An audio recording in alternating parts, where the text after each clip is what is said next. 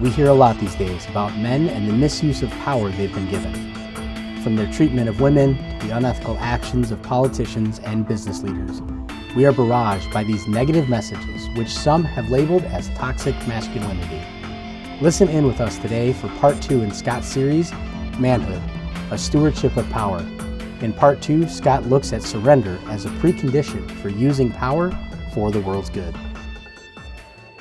Just a quick review here. We're looking at two things today under this whole idea of surrender, the precondition for using power for the world's good. And we looked at the power that is to be surrendered. And we said that power is the ability to influence, impact, or shape someone or something. We said all human power comes from God, who alone holds all power and gives power to men as he desires. Thirdly, we said that men legitimately possess power for the purpose of subduing the earth and ruling over its creatures. And fourthly, we said that men possess multiple kinds of power that varies according to the context they find themselves in. And then fifthly, we said that men with power often feel powerless, which makes them susceptible to misusing power. And we can misuse power in two ways. Oftentimes we think that we misuse power just by abusing it, by shaking our kids or something like that, domestic problems. But we misuse power when we don't use it also. Because when you were made as a man to move into life in order to bring order, beauty in life, to create environments where life can flourish, and that takes power. When we fail to do that, when we fail to use power, we're not being responsible with the power God has given us, right? To be responsible is not just to not use it wrongly, but not using it at all is a misuse of power.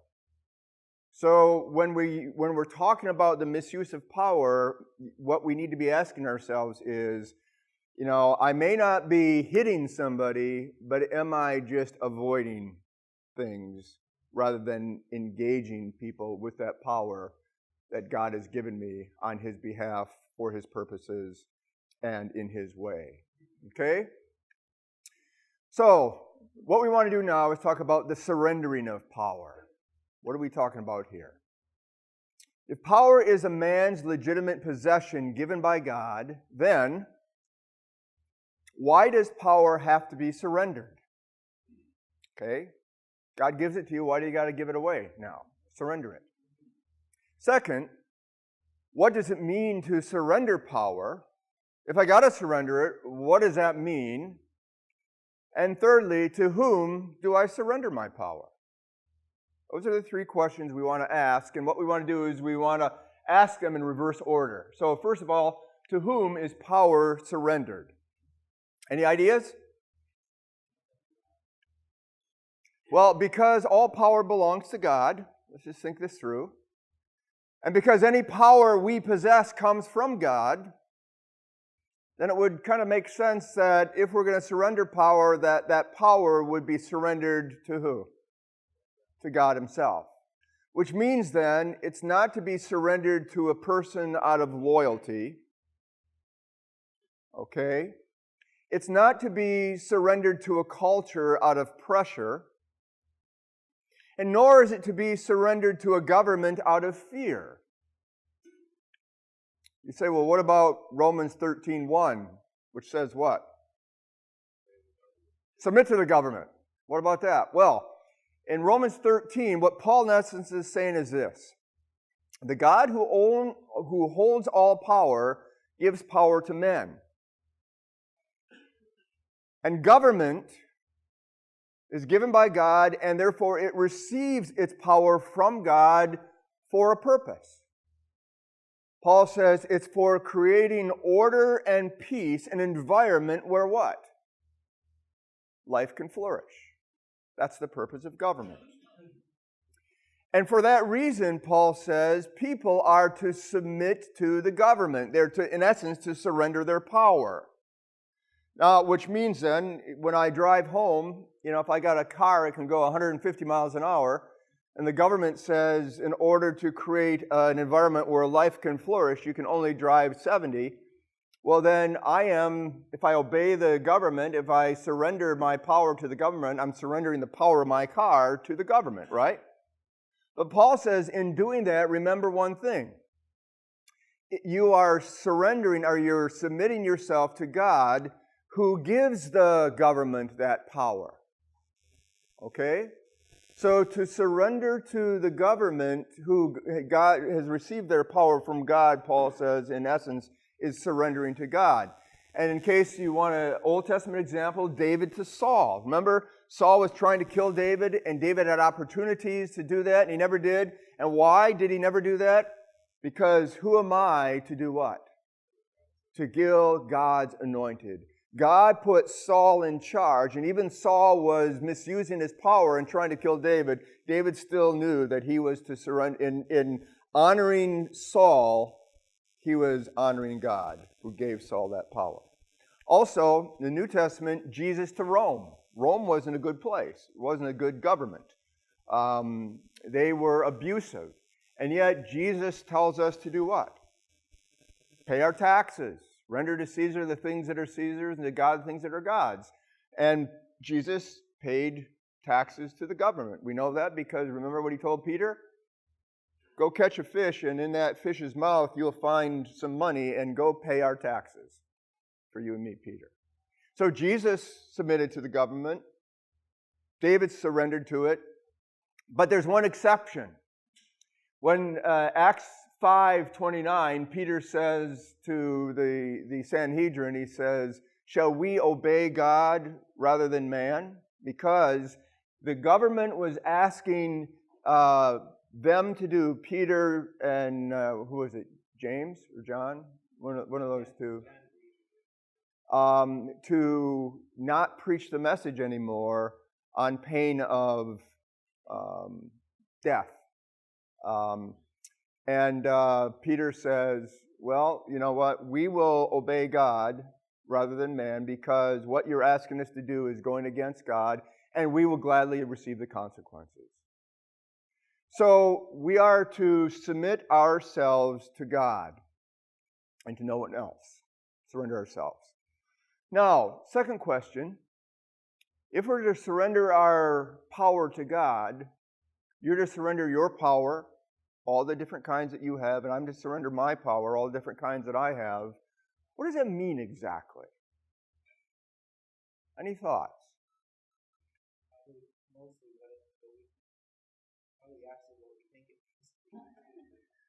Maybe not. Maybe you're smarter than you think.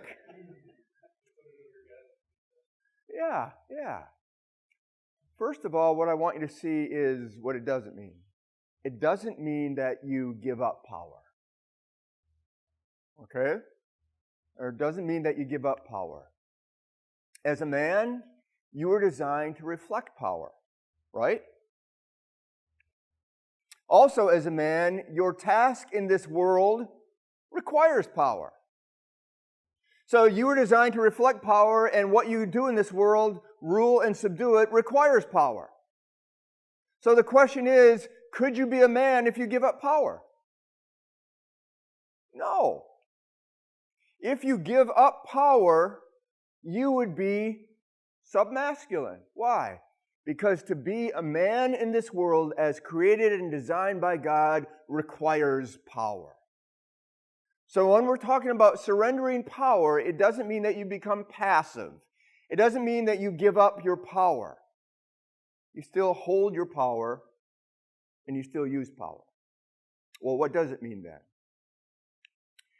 Well, this one is kind of, work with me through this here, okay? Three things I want to say here.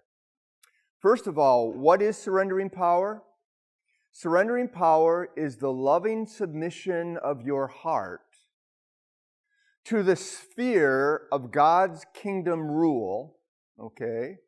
It's not just, okay, it's not the duty of your life, it's the surrender of your heart, the loving surrender to the sphere of God's kingdom rule, distinctly expressed through your masculine design, and willingly exercised within the scope of God's purposes for the world's good. Now that's a big sentence. Let's see if we can break that down with an illustration. Now notice in this illustration, this red circle here, or oval, represents God's kingdom rule, okay? And surrendering my power is to submit to the sphere of God's kingdom rule. It's to live within that, where God rules, God's ways, and we follow God's ways. We follow God's purposes. And God's purposes for the world fit within God's kingdom's rule, okay? And what are God's purposes for the world? They're good, right? They're about restoring what was lost in the fall. It's about healing and making all things new in Christ. That's God's purposes for the world. Now, our masculine design is that we were created to live within the sphere of God's kingdom rule, and that this would be expressed through our masculine design, and that it would be willingly exercised within the scope of God's purposes for the world. Which means then that this is where I surrender power. It isn't giving up power, but rather it's choosing to do what? Use power within God's kingdom's rule for God's purposes as I was created to exercise power as a man. So I can move here, and I can move here within God's rule for God's purposes, and I can move here. In fact, we are all probably in different places if we are choosing to live within God's kingdom rule. At different generations, different times in our lives, we will be at different places. And every place, as long as we are living within God's kingdom's rule for God's purposes for the world, distinctly expressed through our masculine design, our power is being surrendered to God on His behalf for His purposes in His way. But the moment I step outside the sphere of God's rule, and I'm no longer using my power as designed by a man for God's purposes, now outside of that rule, I will be grasping for power. That's what we as men will do. Let me give some illustrations of this. First of all, Adam, if we go back to Genesis 3, grasped for power. Remember this scene? Remember the story? When tempted in the Garden of Eden to eat of the forbidden fruit, what does Adam do? He foolishly disregards God's rule by choosing to exercise power. How? On his own behalf, for his own purposes, and in his own way. And so Genesis 3 says, rather than not eating of the fruit as God commanded, he eats of the fruit. And when he eats of the fruit, the Bible tells us what? Death came to the entire world. And in that, what we see is that Adam failed in his stewardship of power. He misused his power for his own ends, outside God's purposes and God's kingdom rule. Okay? Think of another man in a garden in the New Testament. Jesus. While Adam grasped for power, Jesus surrendered power. Remember the story? When tempted in the Garden of Gethsemane to escape the cross, Jesus lovingly submitted to God's rule by choosing to exercise power. He didn't give up power. It took a lot of power to do what he did, didn't it? To go to the cross, to suffer and die. But he chose to submit to God's rule by exercising power on God's behalf, not his own, for God's purposes, not his own, and in God's way, not his own. In fact, we know it was for God's purposes, God's way, and on God's behalf, not his own, because remember what he said? Not my will, but yours. Not my way, your way. Not my purpose, your purpose. Not on my behalf, on your behalf. And the Bible tells us that Jesus surrendering to God's rule and God's ways and God's purposes, the surrendering of His power became the very power of God to restore the world. And that, what I want you to see, was a faithful stewardship of power. Okay? And what this means then for you and I is this. If Jesus as a man surrenders his power to God, and if God is searching for a man after Jesus' own heart to entrust with power, and if we want to be men God can entrust with a stewardship of power, then what?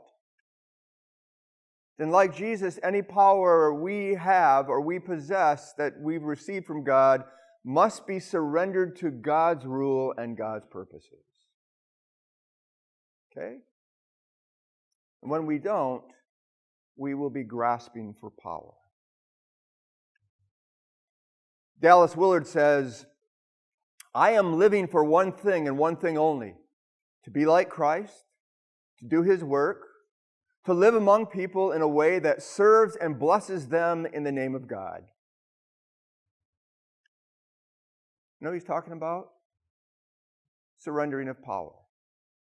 To take all that God has given me as a man, all the various forms of power I have, and to use them on God's behalf, for God's purposes, in God's way. That's what it means to surrender power. Not to give up power, but to use power within the sphere of God's kingdom rule and for God's purposes and as He designed you distinctly as a man. Now, why do we need to do this? Two reasons. First, because power in the hands of fallen man is dangerous. Unsurrendered power that we think we're going to use for good ultimately will be used for ourselves. Why? Because fallen men can't handle power. None of us can. Edward Abbey says, power is always dangerous. It attracts the worst and corrupts the best. Oswald Chambers says this, whatever fears, shame, or insecurities we have, power will only stir them up, making them worse, not better. Power is never the solution for feeling insecure. And yet, when we feel insecure, what do we look for? Power. And if you don't believe that, one of the problems that we struggle most with men when we feel insecure is anger. You know what anger makes you feel? Powerful and big. It puffs you up and it intimidates people away. When we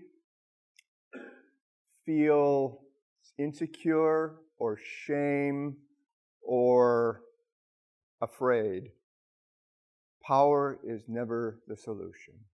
It just makes things worse. I mean, if you think about the fictional story we saw in the film clip, you notice the innocence of Smeagol. That was his name before he became Gollum. They're just having a nice time there in the boat. He's not looking for power, but power finds Smeagol. Then power corrupts him. And then we saw in the story of power consumes him. And then power dehumanizes him. And then in the end, we didn't see this, but it's at the very end of that film, power destroys him. Now, in case you think this is just a fictional story, let's look at the real story of King Saul. We talked about King Saul last time. Like Gollum, Saul's story begins in innocence. 1 Samuel 9. We'll just go through this very quickly. We're introduced to Saul in 1 Samuel 9. Saul is a sensitive, humble man, obediently searching for his father's lost oxen. He is devoid of ambition, having no desire for power. In fact, he is uncertain of himself, and he is a very insecure man. And that's going to be his downfall. Power that comes with insecurity. Second, like Gollum, power finds Saul. Saul isn't looking for power. While seeking his father's lost oxen, Samuel informs Saul that God has chosen him to be king. He's looking for oxen, and all of a sudden, he finds power. He is reluctant to accept power. In fact, he describes himself not of kingly stock. How could I ever be king? I'm the smallest of the tribes. I'm least of my father's house. If anybody couldn't be king, it's me, he says. And even during the coronation ceremony, guess what he does? He's not there ready to receive the crown. He hides, and they have to go find him and drag him out and force him to become king. He's not looking for power. Power finds Saul. In fact, after being crowned king, what does he do? He returns home. He doesn't go to the palace. He doesn't go, okay, where do I go now as king? He goes home and returns as a farmer. And it's not until they have a battle that he's forced to, take the role of king, and he wins. But in getting a taste of power, what we learn is that, like Gollum, power corrupts Saul. 1 Samuel 13 through 15. While Saul's rule begins well, power slowly begins to change him. Saul begins to use power to gain more power, not to use it on behalf of the kingdom's good. Keeping power is now Saul's primary goal for his rule. Next, like Gollum, power consumes Saul. 1 Samuel 18 through 26. Saul becomes paranoid and suspicious of anyone who might threaten his power. And who does he become most suspicious and paranoid of? David. Saul is now obsessed with killing David and anyone who will protect David or give him aid. In fact, does he kill all those priests who David gave aid to David when he was running from Saul? I think he kills all those priests, doesn't he? Saul is a tortured man, having moments of lucidity and regret. He realizes, what I'm doing here to David is wrong. David's been faithful. David hasn't done anything wrong. I'm sorry, David. I won't never do it again. But quickly reverting back to his paranoia and obsession again and trying to kill David. He's consumed by power. And like Gollum, power dehumanizes Saul. Saul is no longer recognizable as the man he was at the beginning of the story, just like Gollum wasn't. His lust for power has disordered his mind and bankrupted his soul. His murderous rage even blinds him as a father, as he now seeks to kill, and this is the irony of it, not only his son, but the heir to his throne. Saul is trying to keep power, and he is trying to kill the very one who will maintain his power, Jonathan. And in the end, like Gollum, power destroys Saul. 1 Samuel 31. Saul loses everything. He loses God's presence and calling. He loses his sanity and peace. He loses his kingdom and future. He loses his family and his friends. He loses his physical life and honor. In fact, remember how Saul dies? What happens to his body? He's beheaded, and it's put on a stake, and it's put out for all to see. The total dishonoring of Saul.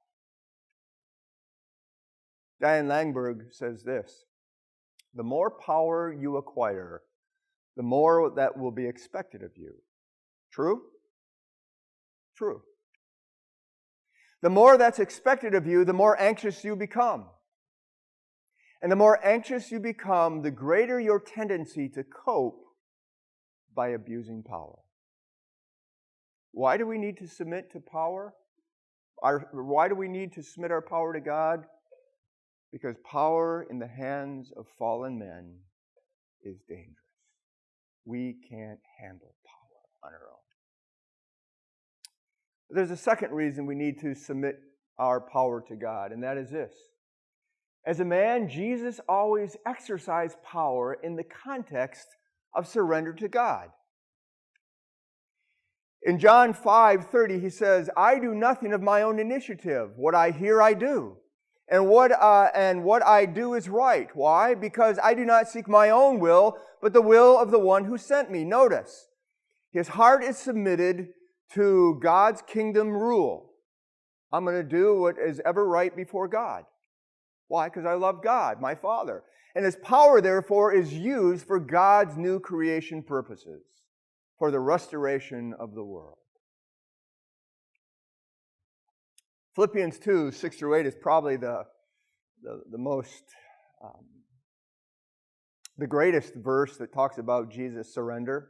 It's called the great kenosis passage. Anybody know what the Greek word kenosis it's used in there means? The what?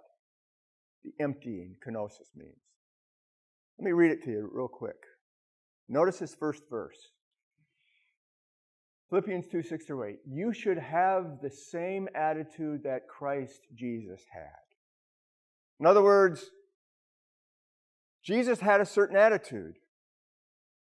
That's to be your attitude. That's to be my attitude. What's the attitude? What's the attitude about? Here it is. The attitude that we are to have is this. Although he existed in the form of God, he did not regard equal status with God as something to be grasped after, or fought for, it could be translated, for his own advantage.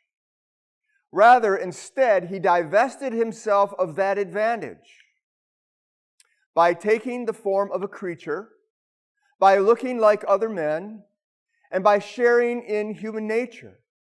And while in this human form, he humbled himself even more by becoming obedient to God to the point of dying, even by dying the crucifixion.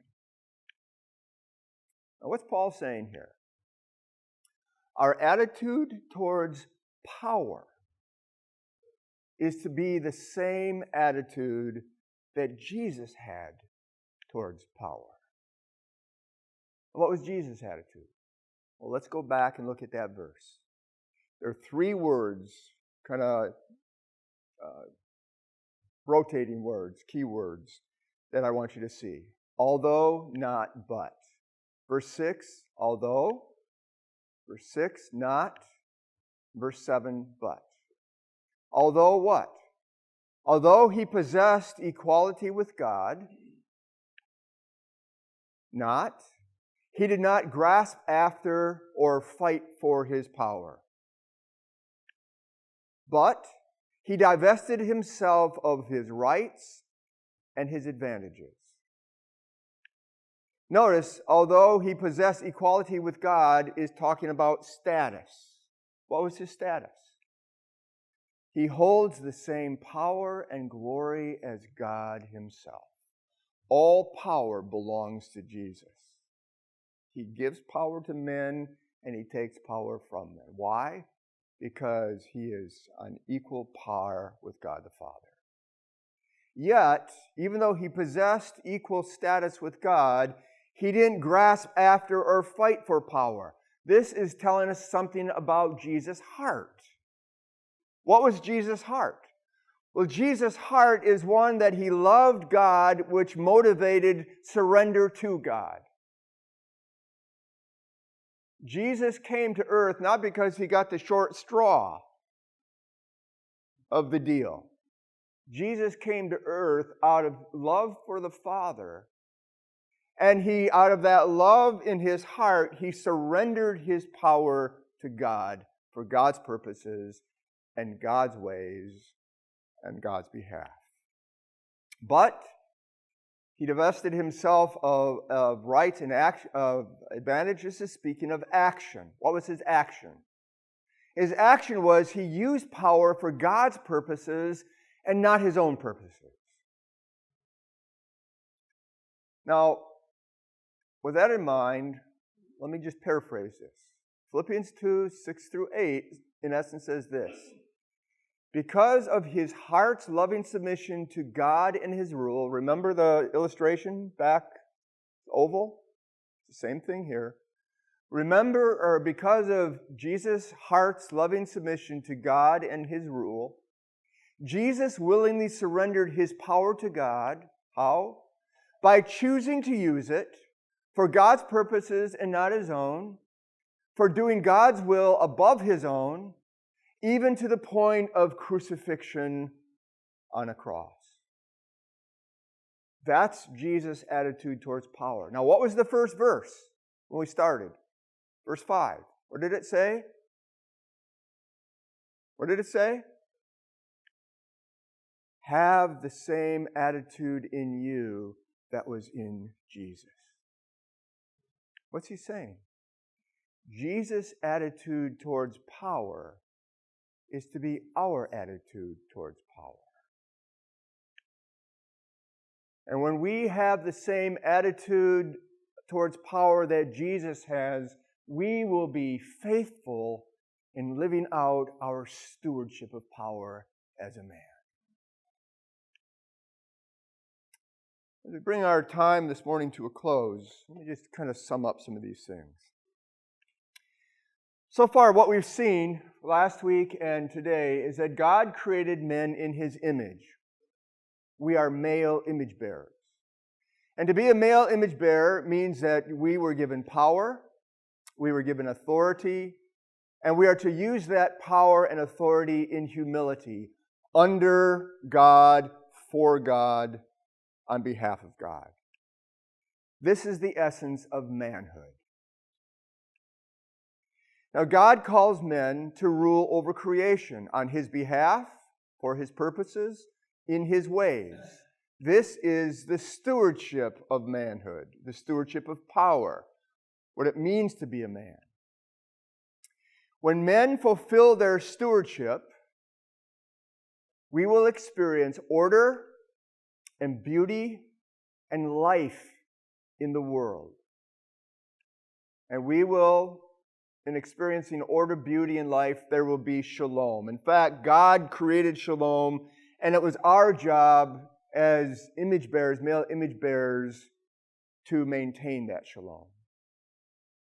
But when we fail to fulfill that stewardship, when we use power for our own purposes and not God's, then we'll see fragmentation, corruption, and alienation in our environments, in our life, in our family, in our community, in our world. And this, in essence, is what the Bible, fragmentation, corruption, alienation, is what the Bible calls death, which is the opposite of shalom. Now again, shalom is the result of surrendered power, whereas death is the result of autonomous power. I will use my power for my purposes, in my way, on my behalf. And sometimes, guys, what is so deceptive is to believe that we can use our power on our own to do good things for God or to do good things in this world. But ultimately, because power is dangerous, unsurrendered power is dangerous in the hands of fallen men, and the story of power is the story of Saul, King Saul, and Gollum. That will always be your story and my story to some degree or another. Final thought. Go back to Genesis 1 and 2. When God created His good world, He exercised His great power how? How did God create the world? He just said was good. Yeah, He spoke with authority, He commanded, and the world came into being. There was order and beauty in life. He spoke into the chaos and darkness, and it fled, and in its place was shalom. But you go to the New Testament. When God begins to recreate His broken world, He still exercises His great power, but He does it in a completely different way. In a revolutionary way, in a very strange and odd way. He doesn't speak like He did in Genesis 1 and 2. He sends His word, but what happens? His Word becomes flesh. And Jesus engages the world as the most powerless kind of man imaginable. What's the most powerless kind of man that you can imagine? There's nothing more powerless than a man hanging on a cross. You know why? He can't move. He can't breathe. He can't relieve his pain, move to one side or another. He can only helplessly wait for death. When God begins to recreate His broken world, He doesn't do it with fanfare and command and authority of a king. He does it as a servant, less than a servant. In other words, to do what we could not do through the greatest exercise of our own strength and power, and that is to fix ourselves and the world that we broke, Jesus did by surrendering His power to the point of death on a cross. He did that for you, and He did that for the restoration of creation on God's behalf, for God's purposes, and in God's way. And that's why Paul says in 1 Corinthians that Christ crucified, while it's an offense to Jews and it's stupidity to Gentiles, he says it is the power of God, the very power of God, to recreate and make new a broken world. Now, here's my question. If God uses power to accomplish His purposes in this odd and strange way, what might that tell us about our use of power as followers of Jesus, through whom we receive our power? Well, what it might tell us is this, is that our stewardship of power is not just about telling people what to do or how to do it. It's not just to assert power. What it tells us is that a stewardship of power, your stewardship and my stewardship, the power that we've been given, is about serving people and caring for God's creation. That's not the assertion of power, that's the surrendering of power. And if we miss this, it will keep us stuck in seeing and using our power the way the world sees it. Got to grasp for it. Got to go for it, get it, climb the ladder. It will also set us up to misuse our God-given stewardship of power. We'll abdicate or abuse our power. If we miss that, it will continue to feed the culture's suspicion of men and power, which is that of toxic masculinity and this thing called patriarchy that we got to get rid of because it's always bad and destructive. If we don't see how God uses power and we don't use our power the way Jesus surrendered His power, it puts us at odds with the one who holds all power, who in essence is searching for a man after Jesus' own heart. Not like the heart and life of Joe in our illustration. In fact, as I close, Jesus says it all in these words. He says, in this world, the kings and great men exercise power over their people. Yet they are called friends of the people. That's irony, by the way. But don't be like them. The most powerful of you should be the least powerful, and your leader should be like a servant. And then he says this, for who is greater, he that sits at the table or he that serves? Well, the answer is what?